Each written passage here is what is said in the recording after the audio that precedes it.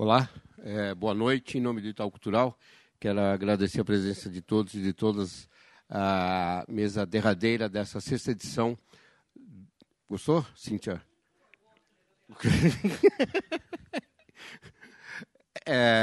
A mesa derradeira da sexta edição do Encontros de Interrogação.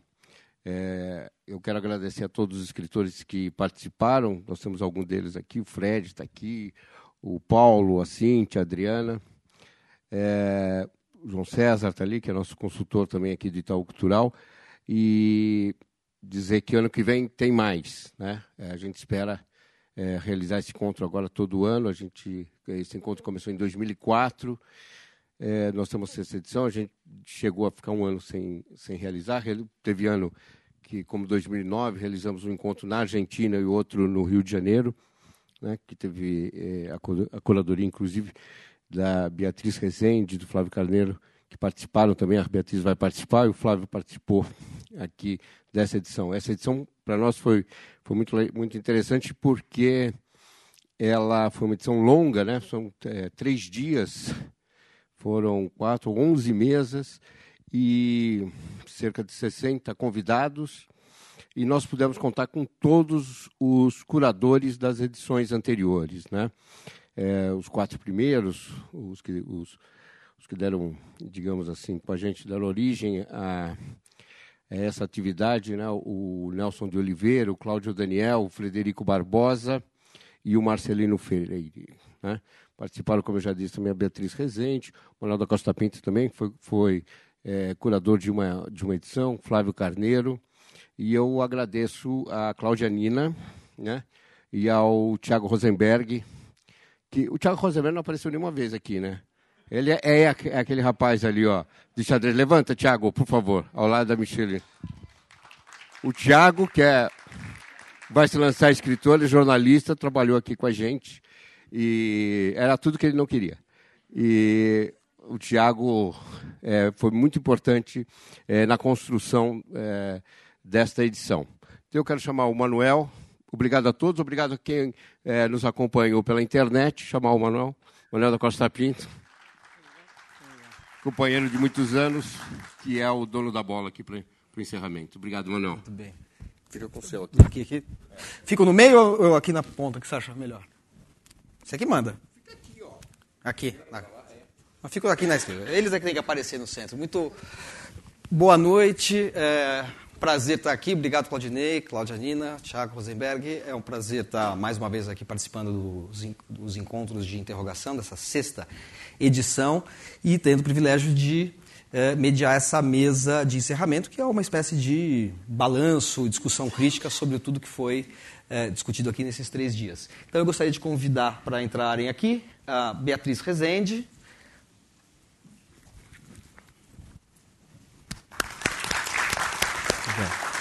a Florência Garamunho, Lorival Holanda,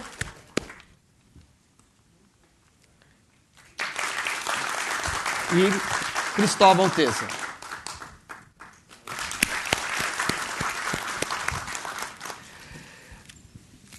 Eu vou fazer uma breve apresentação, que vocês já têm aí, mas só para quem não tiver o programa dessa edição do Encontros de Interrogação. Vou fazer uma breve apresentação. A Beatriz Rezende, professora da Unirio, colaboradora de vários periódicos, especialmente o jornal O Globo, onde tem um acompanhamento muito intenso da literatura contemporânea, é uma referência para quem trabalha com literatura contemporânea, e tem um livro chamado justamente Contemporâneos, que é uma reunião de seus ensaios. É um livro muito importante, é um marco na reflexão crítica brasileira sobre aquilo que se produz atualmente. Florência Garamunho é professora da Universidade de San Andrés, na Argentina, autora de Modernidades Primitivas, e vai lançar em breve aqui no Brasil pela editora da UERJ, né, Florência? O livro A Experiência Opaca. Lorival Holanda, além de escritor, que tem, se não me falha a memória, um romance inédito que todos os amigos insistem muito que ele publique em breve, e ele não tira da gaveta de jeito nenhum, mas todos os que conhecem dizem que é uma obra-prima e que deveria ser publicado. Tá vendo? É bom a gente expõe ele assim ele perde o constrangimento, os pudores. E o Lorival é professor da Universidade Federal de Pernambuco, autor de um livro chamado Sob o Signo do Silêncio, que é um livro que faz uma aproximação muito interessante entre a obra do Graciliano Ramos e do Camus. É um livro muito importante de crítica literária. E também autor de Álvaro Lins, Crítica Literária e Cultural, sobre um dos maiores críticos da história do jornalismo cultural brasileiro, da crítica brasileira. E Cristóvão Tessa, na outra extremidade ali, um escritor que tem uma carreira, tem uma atividade crítica que é bem posterior à sua atividade como ficcionista, como escritor, mas, na minha modestíssima opinião, é um dos melhores críticos que eu conheço. Atualmente ele não tem escrito muito, porque ele está se dedicando só aos seus romances, né? Ao seu novo romance. Mas, assim, ele tem as resenhas do Cristóvão, que estão no site dele, inclusive disponíveis, são resenhas que têm um olhar crítico muito interessante, mostrando que um grande escritor precisa sempre também ser um grande crítico literário. E, como escritor, vocês sabem, ele é autor de numerosos romances, dentre eles o premiadíssimo Filho Eterno e, o mais recente, Um Erro Emocional. Como essa última mesa é uma espécie de discussão sobre aquilo que foi discutido nos últimos dias, eu gostaria, a gente está discutindo quem que ia começar, né? Tem um critério acadêmico nas bancas de mestrado, doutorado, que sempre fala quem é de fora do departamento ou de mais longe. Como aqui a gente ficou pensando o que era mais longe, Buenos Aires ou Pernambuco. Mas como Buenos Aires é fora do Brasil, eu já acho que o critério somado ao critério do Ladies First, Florência Agaramunha, então, começa discutindo. Aí, Florência, eu pediria que você destacasse aqueles pontos que expressam, na sua opinião, os aspectos mais interessantes, mais instigantes daquilo que foi discutido nesses últimos dias. Um pouquinho só. Bom, é bastante difícil esse lugar, né? Eu quero agradecer ao Claudineu, à Cláudia, ao Tiago, ao Rosenberg pelo convite.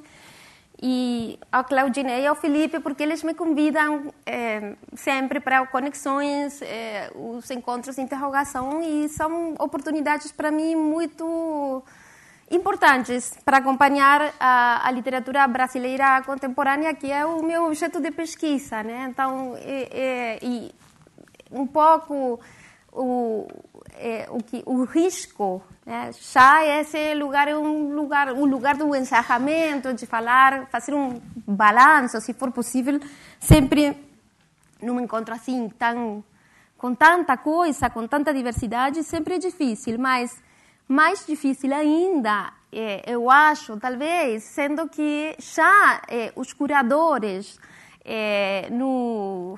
nas pautas falaram da diversidade, da impossibilidade, talvez de que seria interessante não fazer fechamentos, né? Então, eu não vou fechar nada, eu vou abrir. E eu peço desculpa se alguma coisa fica lá fora, mas é realmente difícil falar de tudo o que foi dito aqui nesses 3 dias. E eu fiquei pensando, né, precisamente nisso, na diversidade e na heterogeneidade do que eu ouvi nas discussões aqui. Nas polêmicas, algumas foram polêmicas bem fortes, também houve muitas coincidências, mas eu fiquei pensando se essa diversidade e essa heterogeneidade se a gente podia explorar a heterogeneidade do que foi discutido aqui como uma característica da literatura contemporânea brasileira, talvez eu diria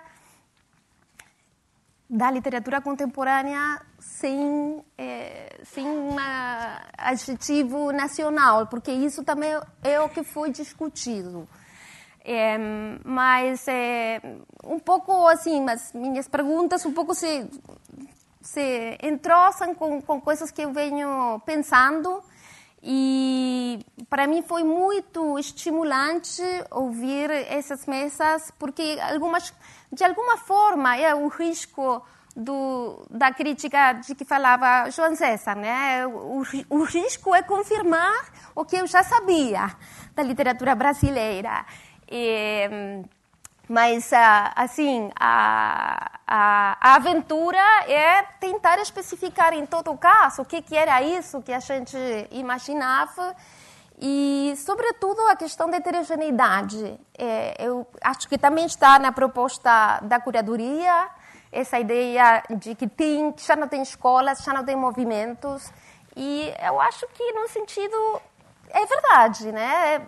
Também é verdade que a literatura sempre é diversa em todas as épocas históricas e só os movimentos são como os vulcões que aparecem na história, mas que tem outras coisas que ficam por fora, sei lá, do modernismo, no modernismo, do regionalismo, durante o regionalismo. Isso é verdade, mas eu acho que precisamente o que hoje acontece é que não tem essas forças de aglutinação como eram os movimentos ou as escolas. É um pouco verdade. Eu me senti concordando muito com essa proposta de que já não tem escolas, já não tem movimentos. E eu pensei que seria bom talvez a gente explorar por que aqui não tem, né? Por que a literatura contemporânea tem tanta diversidade e se isso tinha a ver de alguma maneira com as coisas, diferentes pontos assim que foram discutidos durante esses dias. Eu acho um pouco que tem a literatura hoje, a literatura brasileira, sobretudo, talvez porque é a que eu mais trabalho, né, em comparação com a Argentina, mas, bom, sempre aí fico também no lugar de que a Argentina olha para o Brasil como um gigante, né? E então é sempre maior. Então tem mais diversidade e mais heterogeneidade. Mas eu acho que um pouco tem alguma uma expansão da literatura no Brasil. A literatura contemporânea tem se expandido daquilo que eram seus limites em diferentes pontos, lugares, categorias. Foram faladas muitas dessas categorias que têm sido deixadas, abandonadas para pensar novas categorias. E eu pensei que a gente podia falar um pouco, eu queria falar um pouco dessa expansão da literatura contemporânea, da expansão no sentido de quantidade, de que tem muita mais gente publicando, isso foi falado bastante, tem mais publicações, mais gente escrevendo, e até também na internet, que também foi um dos temas que voltou várias vezes. A internet também ajuda nessa expansão. Então, tem a ver um pouco com a quantidade, mas eu acho que não é só a quantidade o que interessa, mas também como essa expansão está se dando dentro dos limites daquilo que a gente considera, e está talvez mudando aquilo que se considera como literatura. A transformação do estatuto do literário hoje, acho que tem vários pontos que foram discutidos aqui. Um deles, tentando assim fazer um mapeamento, cruzando as diferentes mesas, um deles, dos lugares onde essa expansão ocorre hoje é no ofício do escritor. Todos os escritores que falaram aqui, todos têm muitos outros ofícios. Claro, o escritor sempre teve que trabalhar de uma outra coisa, porque a literatura nunca foi um ganha-pão. Mas o que me pareceu que ia aparecendo nas atividades que os escritores foram mostrando aqui e discutindo é que todos os ofícios dos escritores hoje têm a ver com o trabalho com a palavra. Ou são professores, ou são publicistas, roteiristas, gente que faz, que trabalha com a palavra. E esse trabalho, antes eram advogados, hoje também tem médicos, né? O Ronaldo. Mas não só tem médico e advogado, gente que trabalha de uma outra coisa, mas gente que trabalha com a palavra. O Rufato falou que ele era um trabalhador da palavra, acho que foi essa palavra que ele usou.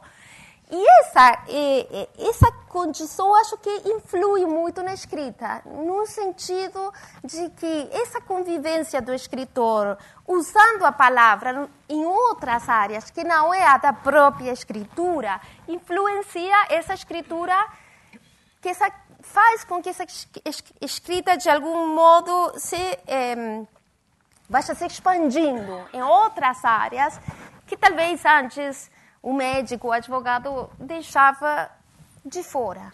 Não sei, acho que a especificidade do ofício de escritor hoje passa pelo uso da palavra, a mesma matéria, mas em outros espaços, outros lugares da palavra que não é escrita, e isso vai modificando.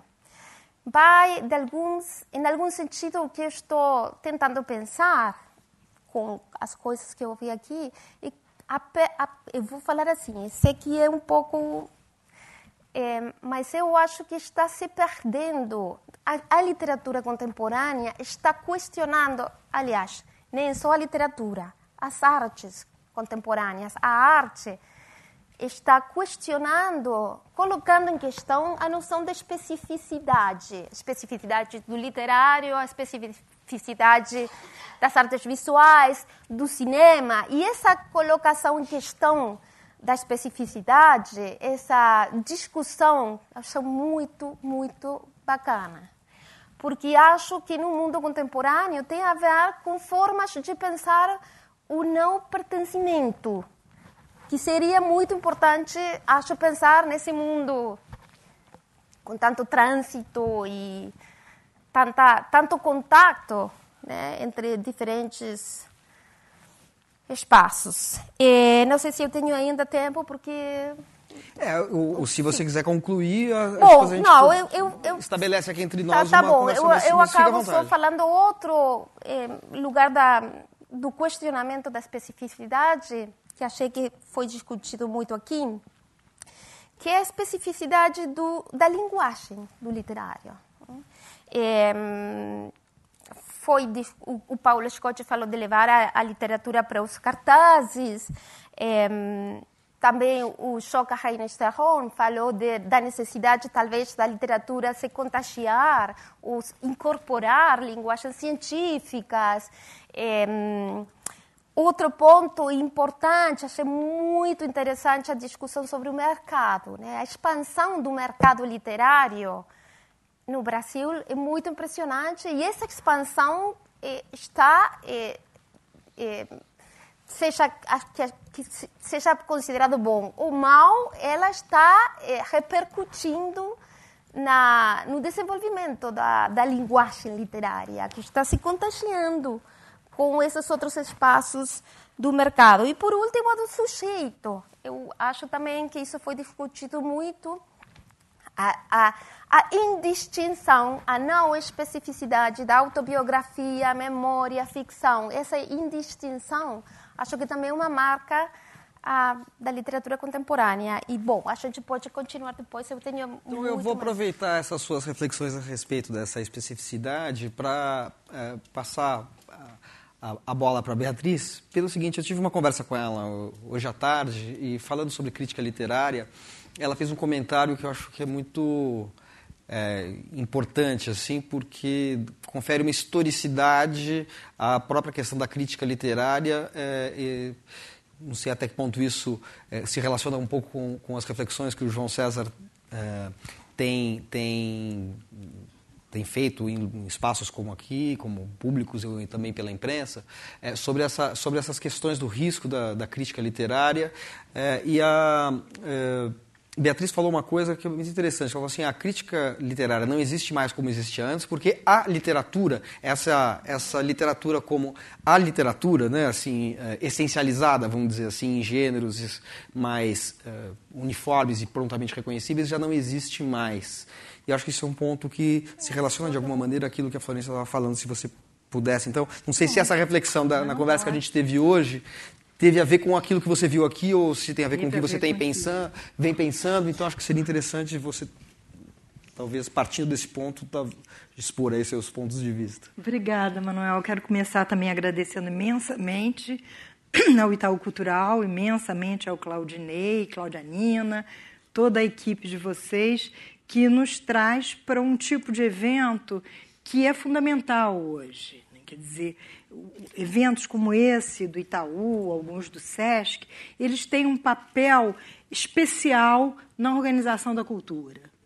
Eles escapam dos espaços tradicionais, ou do espaço acadêmico, ou do espaço jornalístico, ou do espaço mercadológico mesmo. Então, são espaços realmente que a gente tem que tratar com muito carinho e divulgar e chamar todo mundo e, sobretudo, falar da importância desse balanço, né, do estado da arte, das artes no Brasil. Então, é um papel que vocês têm desempenhado extraordinário e espero que continue sempre.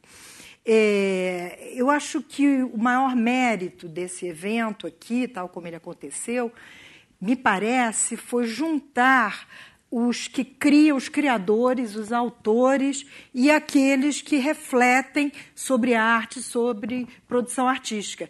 Sendo que não forçosamente são personagens diferentes, né? A gente viu aqui o André Valles, o Fred estava bárbaro, inspiradíssimo, que são criadores e que desenvolvem constantemente uma reflexão importante. Então, de saída, eu já gostei dessa mistura, né? Dessa mistura, muitas vezes sem fronteiras, quer dizer, o autor, o poeta fala com alguém que reflete sobre a obra literária, aquele que é um teórico, ele fala como público, ou como leitor, ou como alguma coisa assim, ou alguém que partilha mesmo do próprio mercado.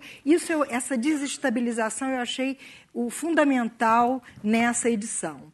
Isso funcionou até melhor do que algumas divisões, sobretudo aquelas divisões ainda tributárias de categorias que não funcionam mais, como prosa, ficção e poesia, né? Poesia é ficção. Então, quando questões que englobavam tudo, todos os pontos, apareceram, me parece que foi quando funcionou de uma maneira mais entusiasmante. De minha parte, eu quero propor mesmo uma reflexão sobre isso que é chamado o crítico, né? E que eu acho que é uma das coisas que foi desfeita aqui, com várias observações, com várias reflexões de poetas, de romancistas. Essa fronteira se transformou em alguma coisa que só existe na oportunidade. Então, o poeta que tem oportunidade, ou o romancista que tem oportunidade de refletir publicamente sobre o fazer literário, de um ponto de vista teórico, ele o faz. Assim como aquele que é encarregado de pensar teoricamente se contamina na própria constituição do seu repertório daqueles autores, daqueles criadores. Isso eu acho assim, extremamente importante. E então aparece essa questão desse animal em extinção, graças a Deus, que é o crítico literário. Isso aí é o meu ponto de divergência com o João César, coisa que eu faço muita vontade, porque o João, meu companheiro João, é um bom polemista. Então, eu faço sabendo que dou um prazer ao meu companheiro. Eu discordo inteiramente da visão de crítico do João. Eu realmente acho que não cabe ao crítico literário se ele ainda existisse, aí eu estou um pouco no diapasão catastrófico otimista do Fred, que eu adorei isso, essa catástrofe otimista, absolutamente otimista. Então a gente explode, porque essa explosão não é um cogumelo atômico, é um cogumelo criador, é genial, é isso que a gente tem que fazer mesmo. Esses momentos foram muito importantes. E eu acho que esse personagem do mundo das ideias, que se dedicava explicitamente à literatura, ele realmente não faz mais sentido, não tem que existir e é canhestro, caolho, se ficar olhando, por exemplo, apenas para a criação textual. Então, eu acho que realmente não há mais literatura. A gente não pode mais falar na especificidade. E há muito tempo. Agora está mais configurado, está mais evidente. Né? O que há, e aí não sou eu que estou falando isso, é o Jacques Rancière, o ponto dele, né, na política da literatura, na partilha do sensível, é o Costa Lima, que aqui nesse espaço, perguntado sobre o que era literatura, disse: literatura é aquilo que você chama de literatura, disse isso aqui. Né? O rigoroso Luiz Costa Lima. Então, acho que não há mais literatura, a gente pode até continuar chamando, não tem o menor problema, assim como a gente chama romance de romance, e pode continuar a chamar literatura de literatura. Eu acho que esse conceito é que foi implodido. Foi implodido, por isso, um pouco que a Florência já adiantou, da falta de especificidade, mas ainda um pouco mais, o que é chamado de convergência da cultura e o que é a convergência da produção artística. Então, você não cria mais uma arte se você estiver fechado nela. Se você estiver, sobretudo, fechado para a vida, porque sempre foi assim. Né? Então, daí essa discussão muito interessante, que eu acho que foi um mapa bem curioso aqui, entre o biográfico, o ficcional, também inteiramente desmontado. Ora, se não há literatura, não há crítico literário. E, sobretudo, é aí que eu discordo veementemente do João, é que, sobretudo, eu acho que não cabe a esse personagem em extinção interpretar, ler, mergulhar no texto. Não, eu não vejo assim. Não Posso vejo. perguntar uma coisa? No seu livro Contemporâneos, você não faz crítica literária? Eu não gostaria de fazer crítica literária ali. Embora aquele livro mesmo, ele já esteja podendo ser discutido. Eu gosto que todos os meninos discutem esse livro. Mas o que eu estou dizendo é o seguinte: você pode falar literatura e você pode falar crítica literária. O que eu acho é que você não dá conta, né? Você não dá conta dessa convergência de cultura e de arte se você se fecha. Não digo nem nos critérios e nos conceitos, não, porque esses estão mortos. Em 1936, né, Paul Valéry, e meus dois críticos de referência não são críticos literários, que é Walter Benjamin e Paul Valéry. Né? O que faz do Walter Benjamin o deslumbrante pensador da produção textual? Né? O que o faz, ele primeiro olha o mundo, ele primeiro olha a política, ele primeiro olha tudo à sua volta, e aí ele fala de Goethe, e aí ele fala de Brecht, e aí ele mergulha naquela produção textual, mas diz uma coisa muito importante, que já foi assimilada pela história e que só muito recentemente nós estamos entendendo. É que esse pensador tem que olhar para tudo. Né? Então, a figura do colecionador, do Benjamin, me atrai muito, daquele que tem que olhar para as pequenas coisas sem fazer distinção. Né? O Ferrez se aproxima dessa reflexão também.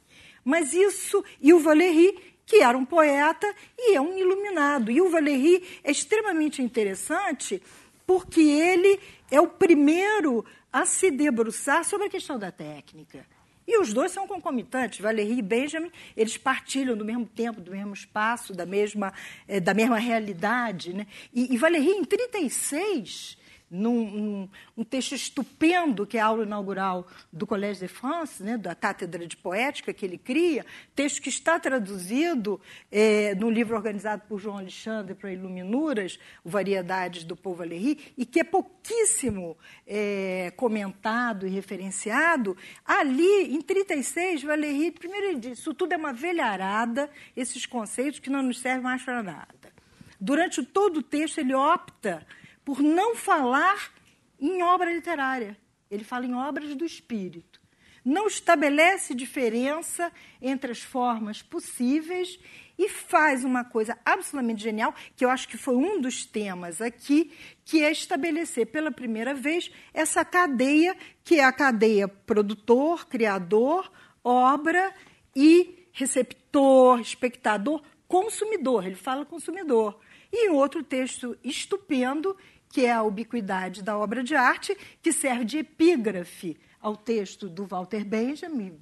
Benjamin cita muito Paul Valéry, quando o Benjamin escreve sobre a reprodutibilidade técnica. Ele cita a ubiquidade quando o Valéry acaba. Primeiro, ele está falando a propósito da música, da possibilidade da radiofonia, e aí ele diz que maravilha o momento em que a gente vai ouvir a mesma música, olha que coisa interessante, a mesma música executada no espaço, em qualquer lugar, ao mesmo tempo. E ele diz, ainda chegará um momento que isso vai se aplicar às imagens, aos textos, a tudo mais.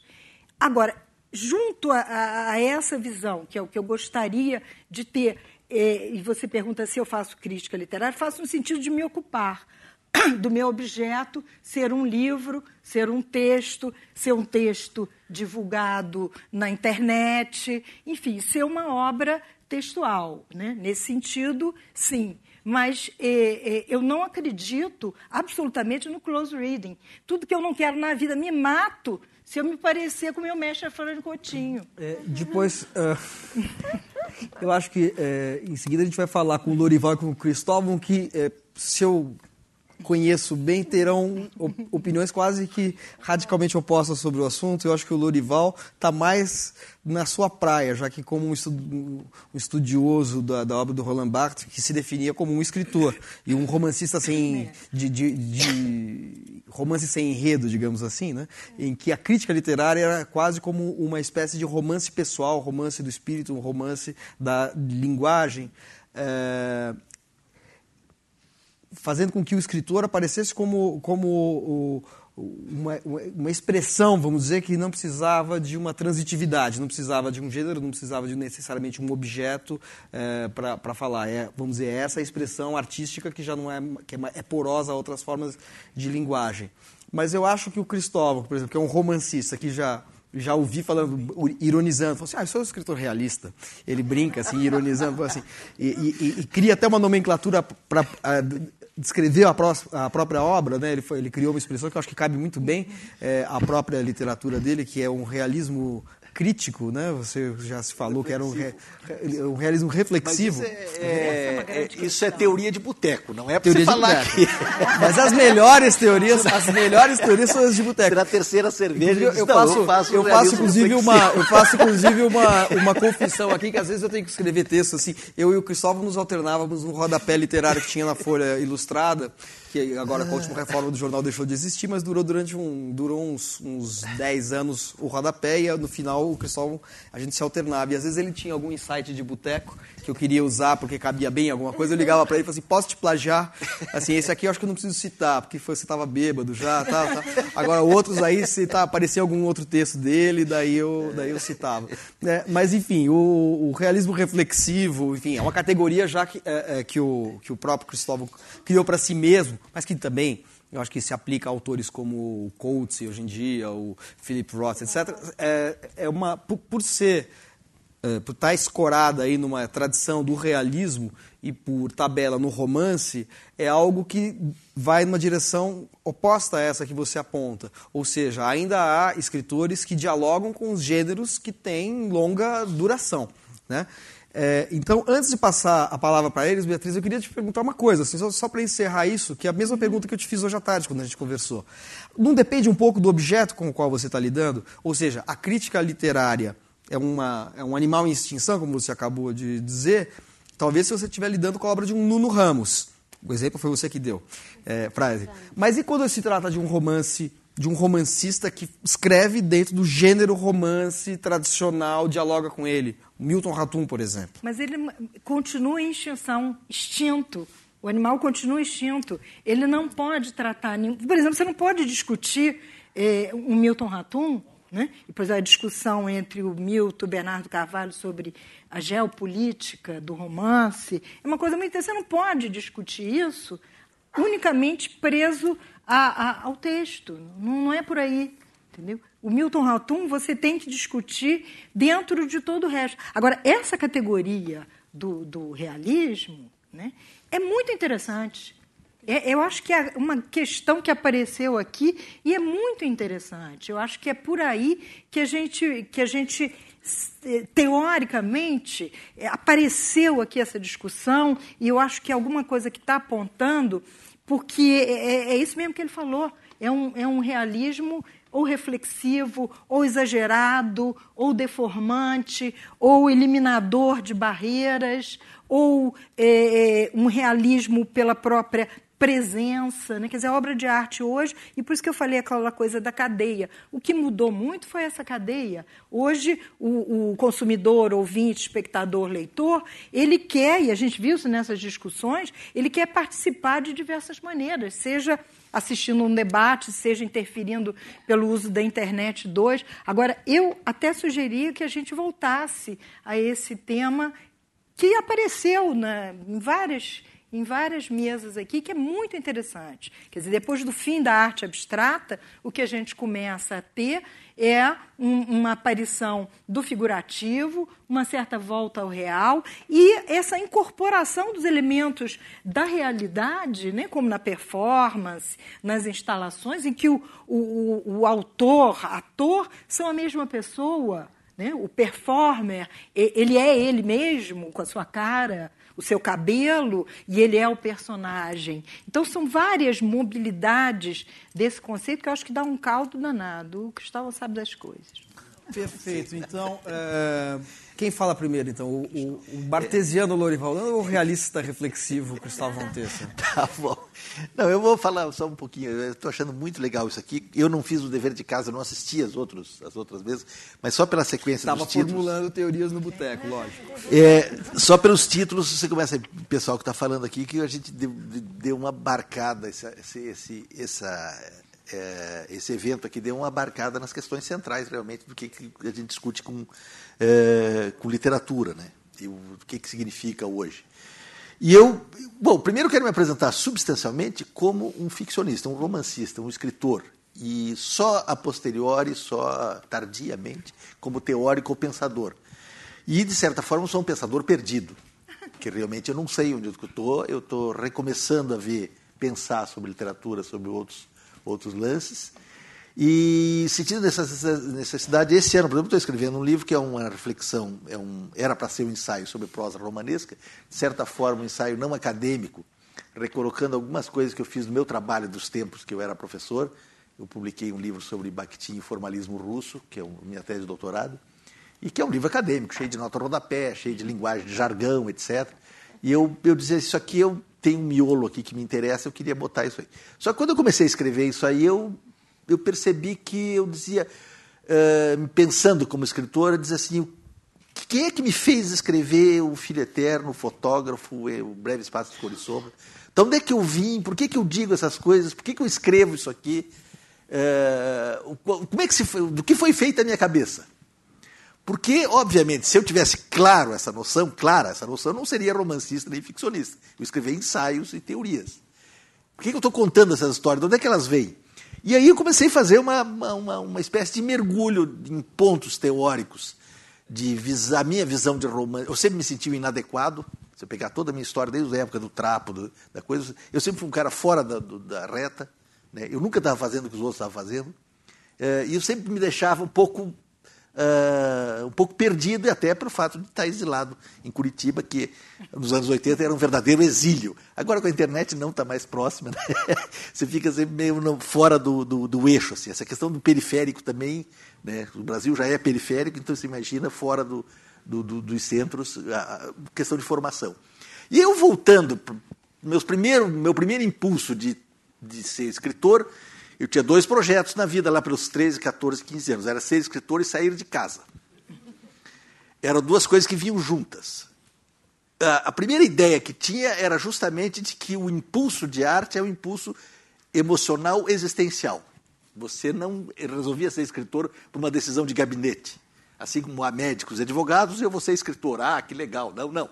Você tinha que romper e você ia fazer uma atividade artística para modificar o mundo, se transformar e transformar tudo. Era uma ruptura. E, claro, nos anos 60, 66, 67, 68, aí 5, tinha 14, 15, 16 anos, eu estava absorvendo isso aí como era uma coisa que me formou. Quer dizer, fui formado para aquilo lá. E eu lembro que minhas primeiras atividades artísticas eram em teatro. E eu estava pensando, em 67, 68, eu participei de 3 peças de teatro, sempre como iluminador, sonoplasta, contra-regra, aquele arroz de grupo, daqueles grupos alternativos, que foram 3 vertentes marcantes do final dos anos 60. Uma peça era do Wilson Ruap, O Pequeno Solitário, história de um guri que vive na natureza, numa ilhota, que é uma espécie de Rousseau.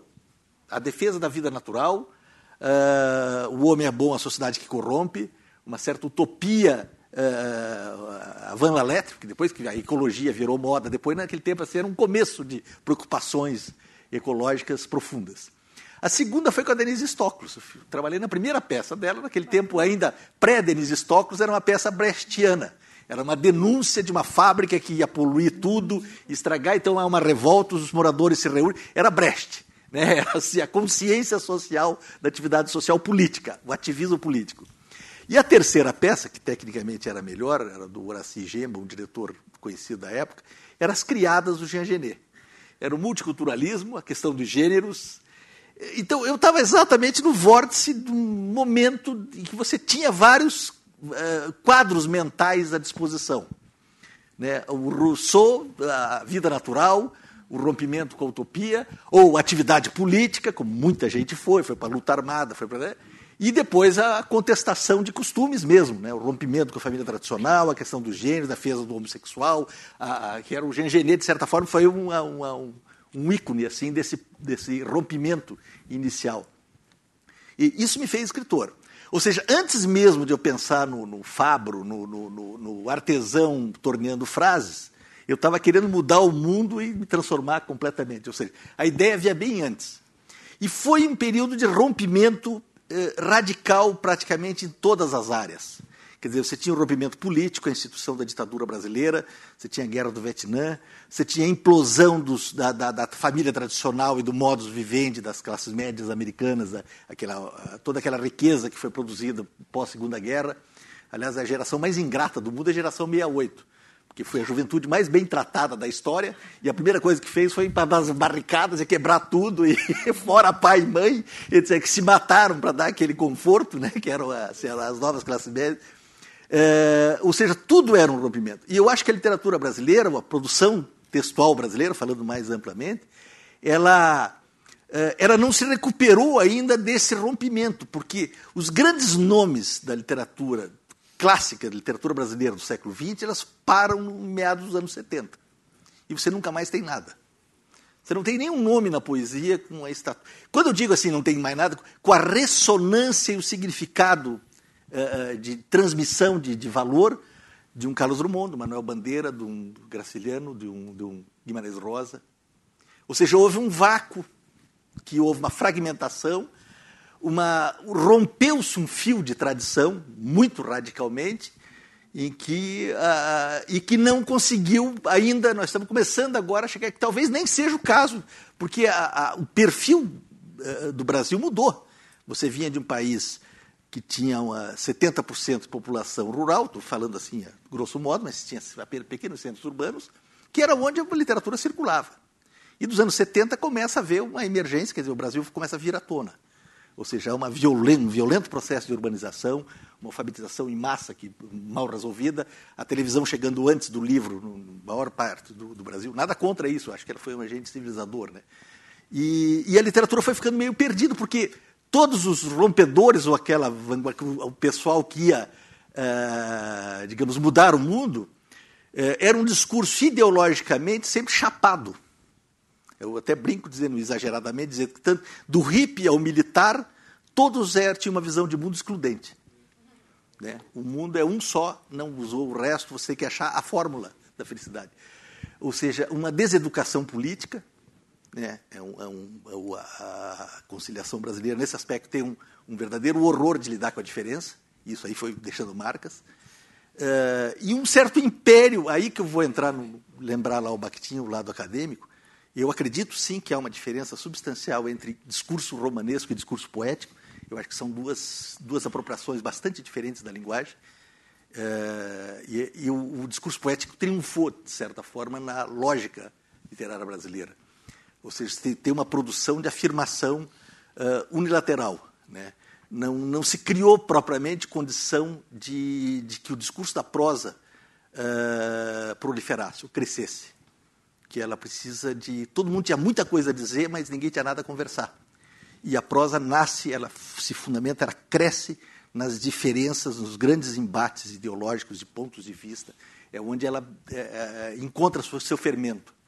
Né? Quando há apenas uma coisa a dizer, ela fenece, ela morre, ela fica o discurso de um impulso poético, né, que cobre.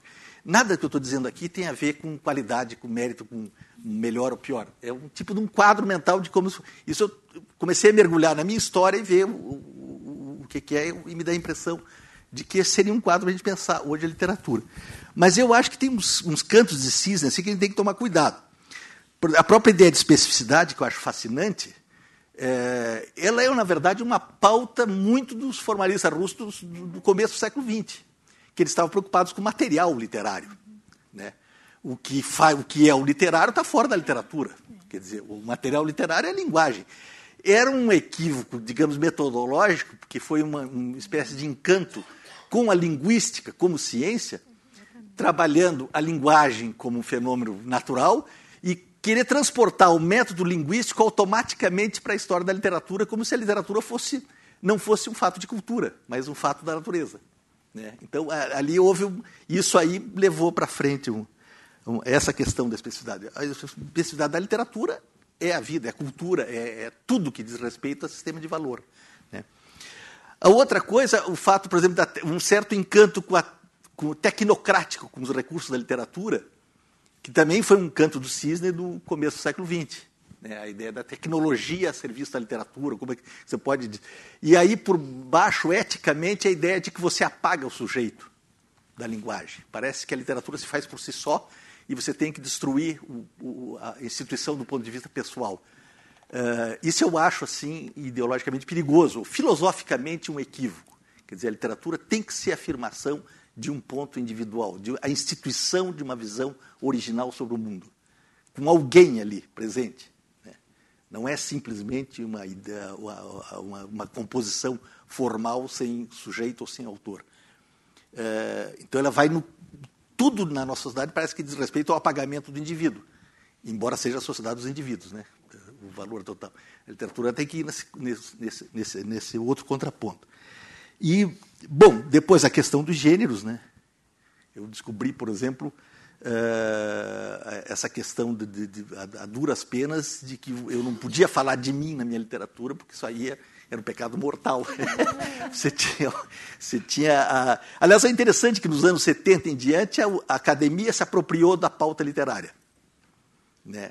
O que criava umas coisas esquizofrênicas, porque o mesmo poeta porra louca que cheirava todas, fumava maconha, tudo, o sonho dele era ser reconhecido pela academia e ser dito assim como um autor de laboratório.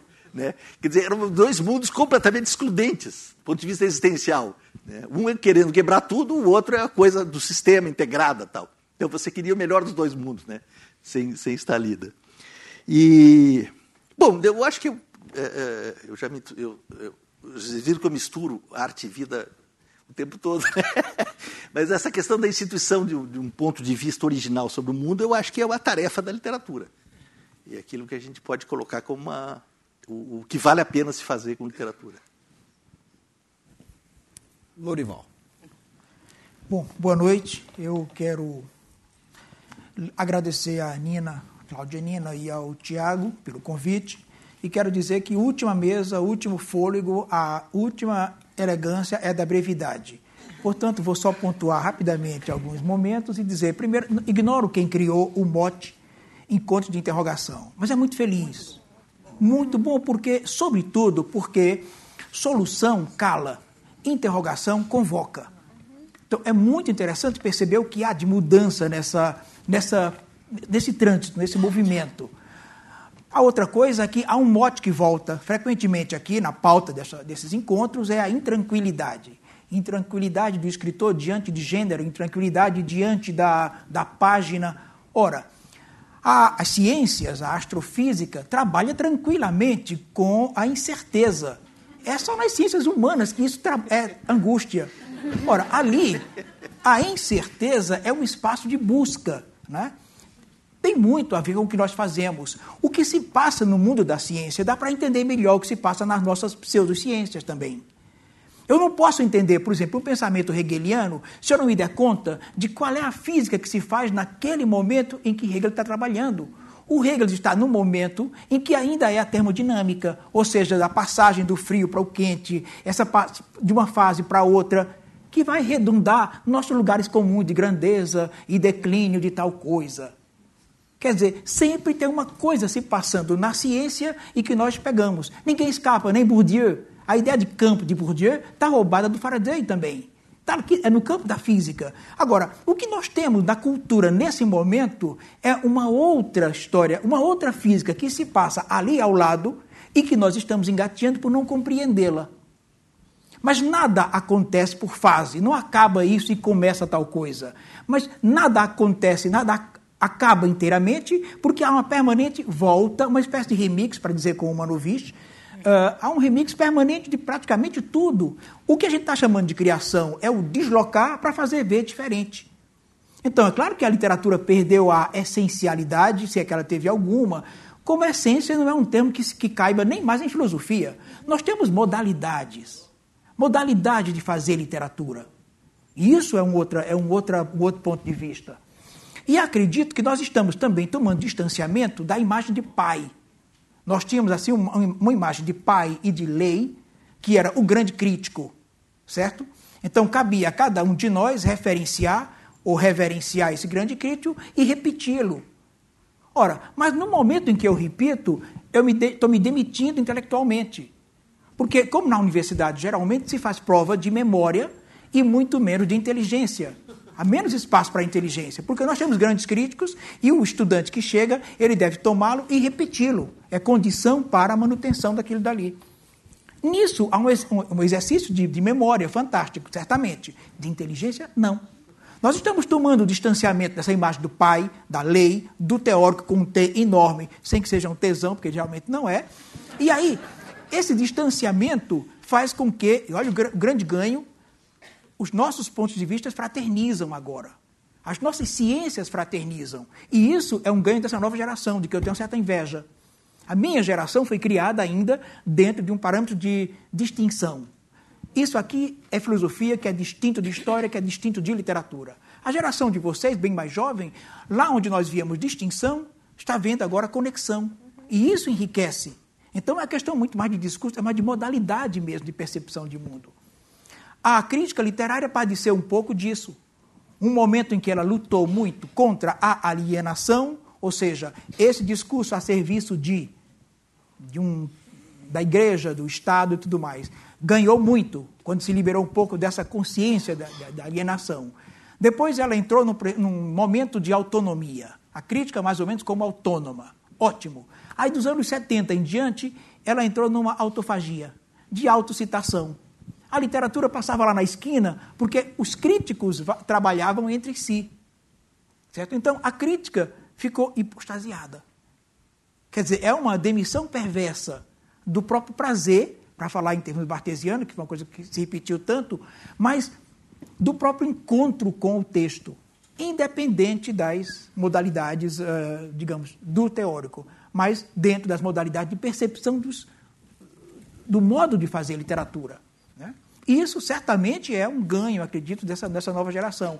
Nós perdemos em segurança o que ganhamos em liberdade. Certo?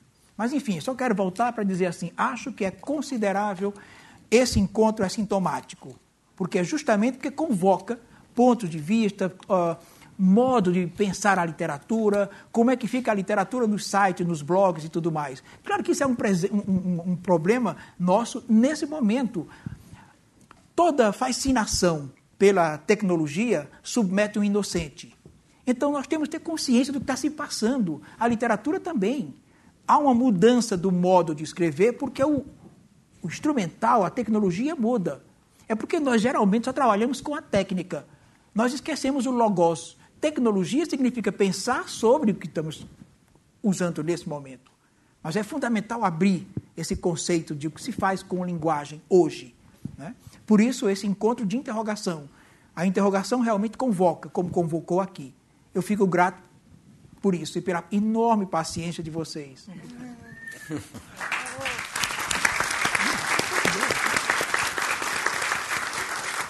Bom, enquanto as interrogações do público, elas virão por escrito, né?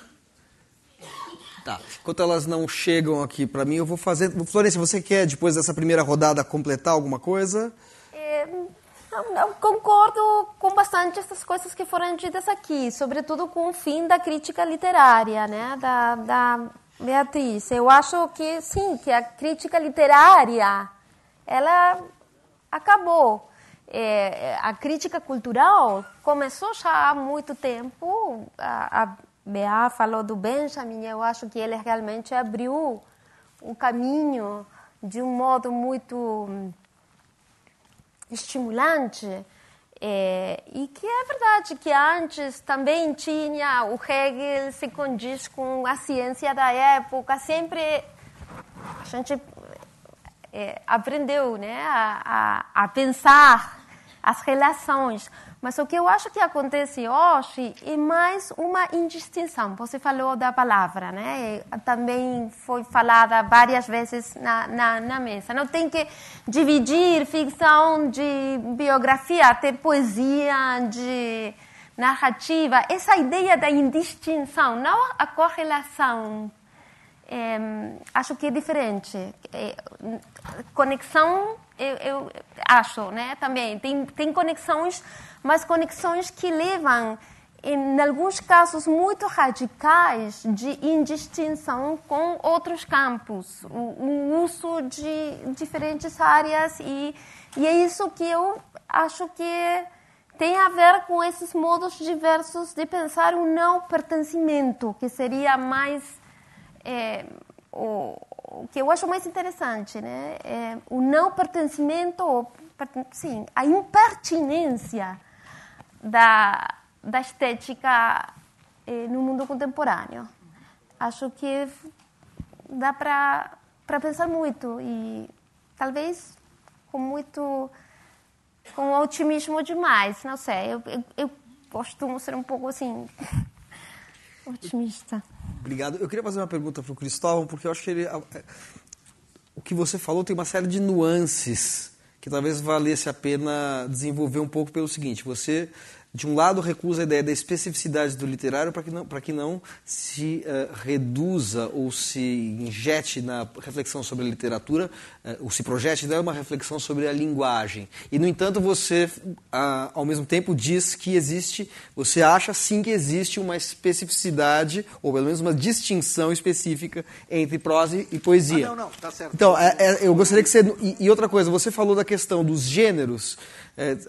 Ao mesmo tempo, você fala, não, os gêneros não são uma camisa de força, é uma coisa que está, obviamente, são categorias que não funcionam mais para a literatura, para a produção de muitas décadas para cá. Mas, por outro lado, também você não cai numa indiferenciação. Então, eu gostaria que você não... Assim, eu sei que há nuances aí no seu pensamento, mas que seria bom, talvez, esclarecer. O relativismo é uma praga, porque ele não nos deixa em lugar nenhum, né? A questão é que eu tenho que ter a responsabilidade de estar em algum lugar. Então, essa é só uma questão de método para a gente situar essa questão. Aquela primeira questão que você... sobre a especificidade, eu me referi principalmente à noção do específico literário como a linguagem de per si, que era uma utopia formalista. Então, não podemos ter a literatura não pode ter psicologia, esse negócio isso pertence a outro campo. Não pode ter história, isso aqui tem uma área específica que trata de história. Então sobra o quê? Né?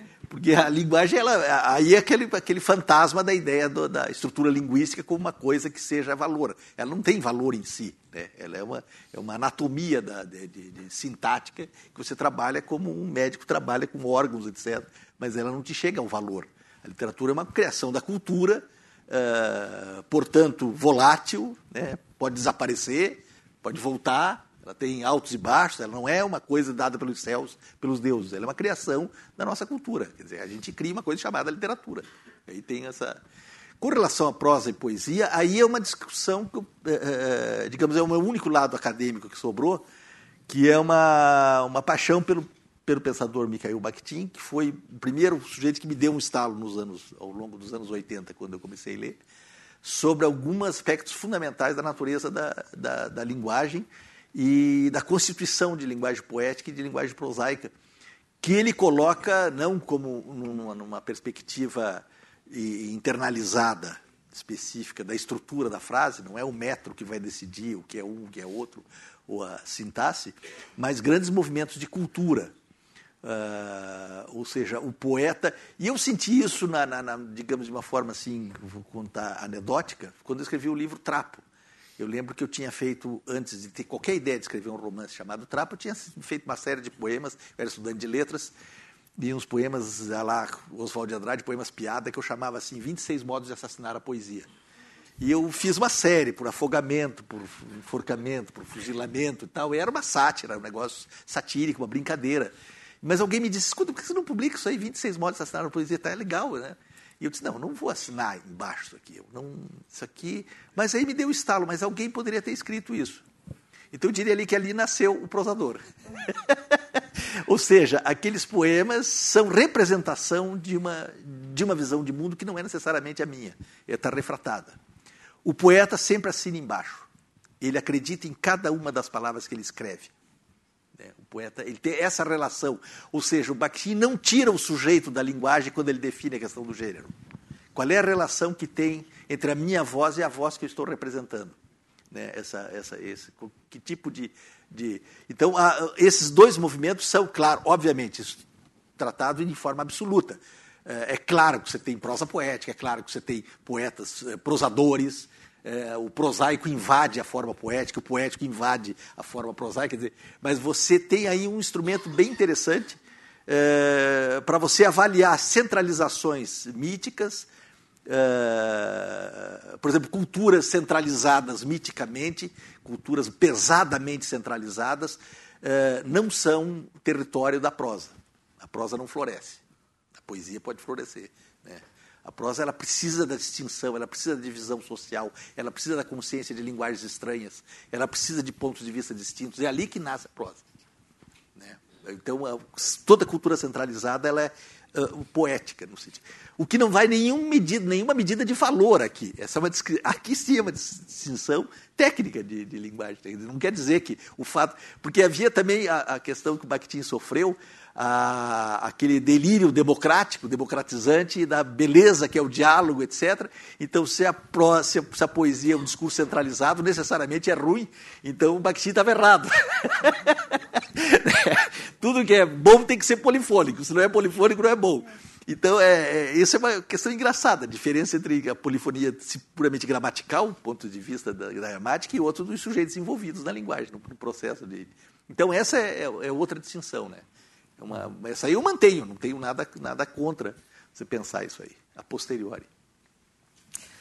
Legal. Tem uma pergunta aqui do Roberto Tadei, dirigida a todos vocês, daí acho que eu pediria para a Beatriz e o Lorival responderem primeiramente, só para ter um equilíbrio aqui. Assim, junto à ideia do fim da crítica, ou do crítico, e a ideia do realismo reflexivo, está também associada a noção do fim do escritor flaneur, do criador sem ponto de vista e intenção crítica? Não, acho que não. Acho que é absolutamente. Acho que, inclusive, a gente está falando de coisas diferentes, né? Quando eu falo da falta de sentido do crítico literário, né? Eu estou justamente valorizando esse ponto de vista que se externaliza num texto. Agora, só uma coisa que eu queria dizer é o seguinte, eu não disse que prosa e poesia é forçosamente a mesma coisa. O que eu disse é que prosa e poesia, por isso que a distinção em uma das mesas ficou um pouco confusa, nos dois casos trata-se de ficção. Né? Trata-se de ficção. Agora, é o exercício da ficção, eu diria, em suportes diferentes. Eu acho que é isso que a gente tem que... Isso é o que mudou. Acho que o autor, o escritor, ele não mudou. O que mudou foi o suporte que ele utiliza, que são múltiplos, que são diversos, que vão desde o suporte pequeno, poema, que pode ser muito parecido com grafite, do Profeta Gentileza, né? Ou a narrativa que quer se chamar de romance. Foi muito interessante a mesa dos romancistas com as críticas, né? Porque ficou bem claro isso, né? Como o autor pode escolher, ele escolhe, eu quero fazer um romance tradicional, um romance psicológico, ele escolhe, ele escolheu esse suporte e essa maneira de se colocar, né? O crítico é que não pode partir de pressupostos dogmáticos. Isso são duas coisas diferentes. Agora, o autor continua e tem que ter, o autor de qualquer texto, para que o texto se configure como um texto, ele tem ponto de vista. Beatriz, a minha sensação quando você fala da crítica literária, da extinção da crítica literária, do desaparecimento, me parece muitas vezes que é de um tipo de crítica literária. Você, mais de uma vez, fez menção aqui ao close reading. A esta crítica, mas eu acho que muitas coisas que você está falando que são aproximações críticas desse objeto, que já não é exclusivamente literário, mas ele dialoga com outras linguagens, é uma aproximação crítica da literatura, literária também, da crítica literária. Porque a crítica literária, assim como a criação, a produção artística não é uma produção que possa ser confinada numa linguagem, também a crítica literária tem uma certa pluralidade, assim, enfim, a gente conhece, o século XX foi pródigo em correntes da crítica literária, teorias literárias, houve uma espécie de apoteose da teoria literária em alguns momentos, e muito daquilo que você faz, que você fala, contra a crítica literária, me parece que é característico de um outro tipo de crítica literária, inclusive aquela que você mesmo pratica. Talvez não querendo dar este nome. Mas eu acho que existe... Estou falando, talvez seja uma questão até de nomenclatura, que seja muito mais fácil de resolver do que... Mas eu acho que é mais que nomenclatura, é conceito mesmo. Entendeu? É conceito.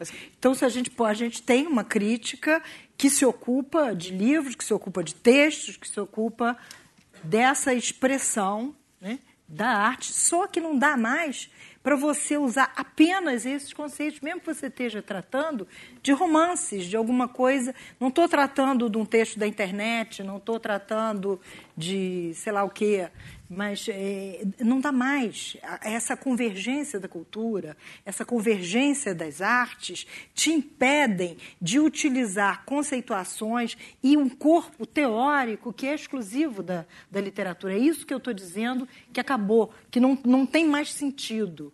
Não tem, esgotou-se. Você não pode falar de uma obra contemporânea utilizando apenas essa ilusão, né, que o Tesa falou muito bem, de que a gente pode usar aqueles conceitos ou que a gente vai se aproximar do texto e fechar o foco ali. Não pode, não dá mais conta.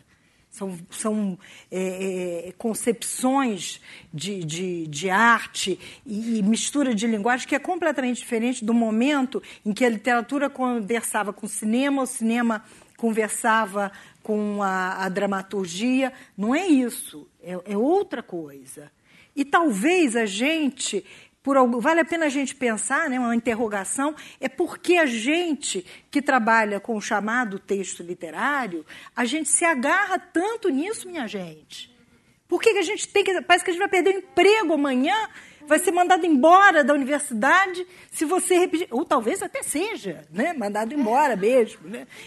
Quando as artes visuais, elas não querem mais nem ser chamadas de artes plásticas, elas são artes visuais, porque mistura tudo.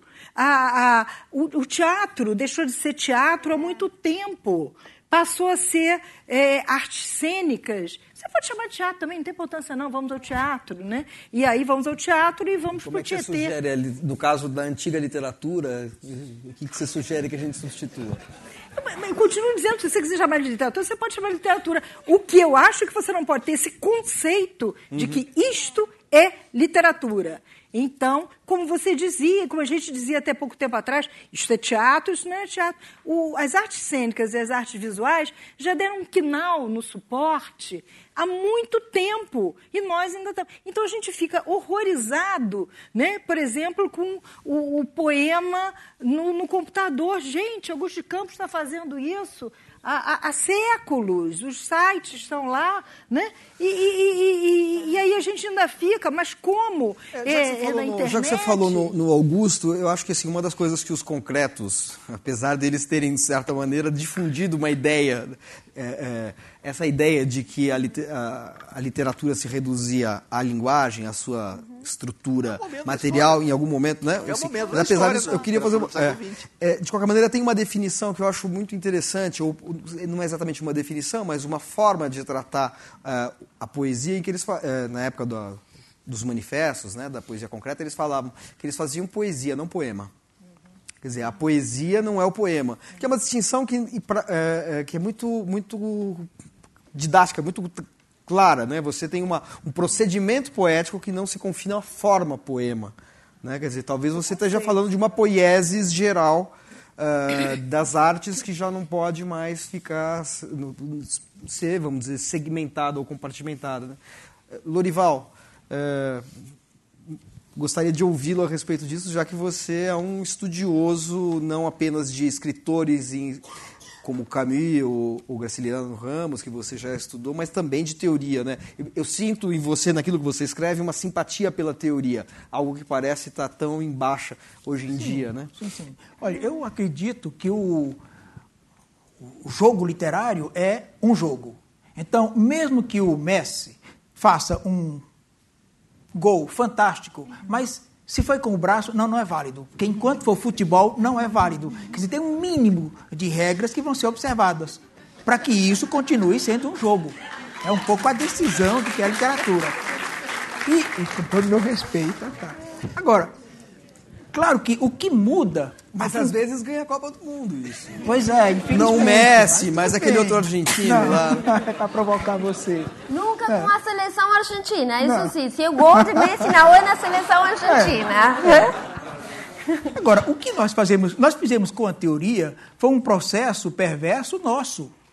Todas as escolas teóricas trouxeram algum aporte.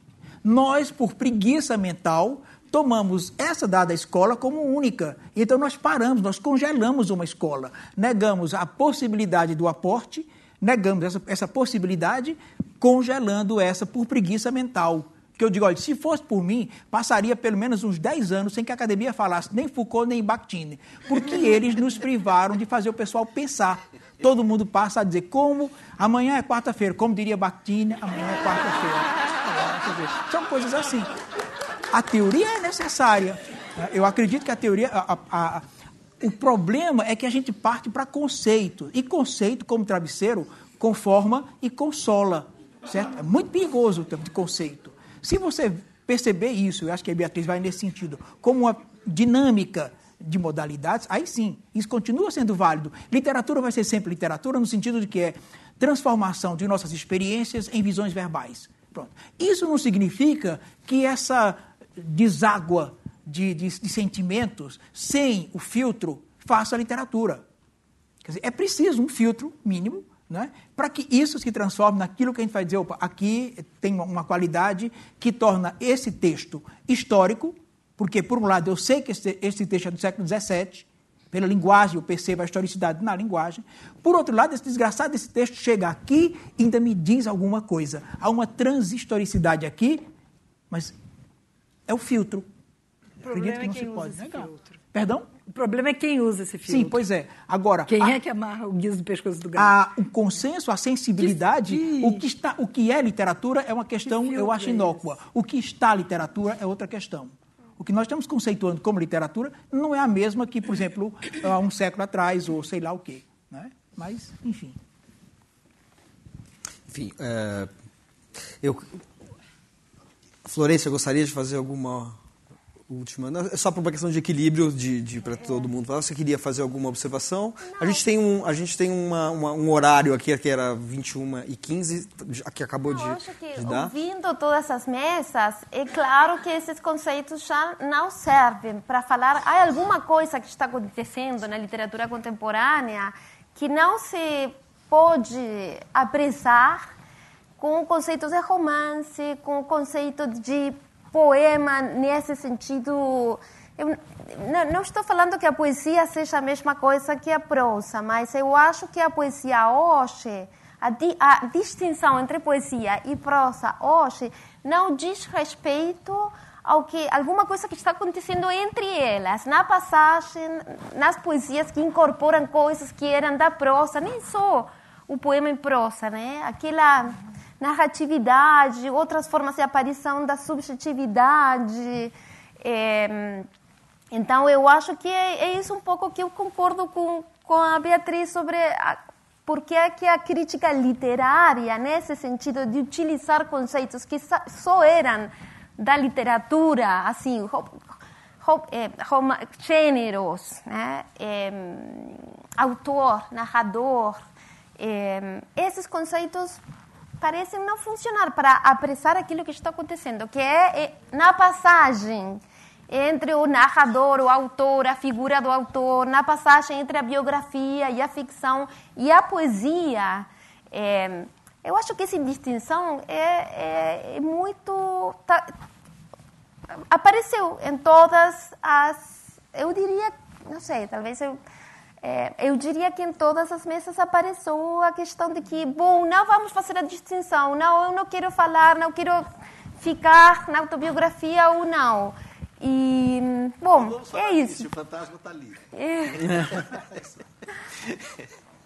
Certo, isso que... Bom, muito bem, muito obrigado. Queria agradecer a presença de todos. A Florência, a Beatriz, Lorival, Cristóvão, aos curadores dessa edição do Encontro de Interrogação. E, então, até o próximo, né? Esperamos ansiosamente que os próximos sejam tão instigantes quanto têm sido todos os que foram promovidos até agora pelo Itaú. E agradeço especialmente ao Claudinei também, que coordena sempre esse trabalho com muito talento. Então, é isso. Boa noite a todos. Muito obrigado.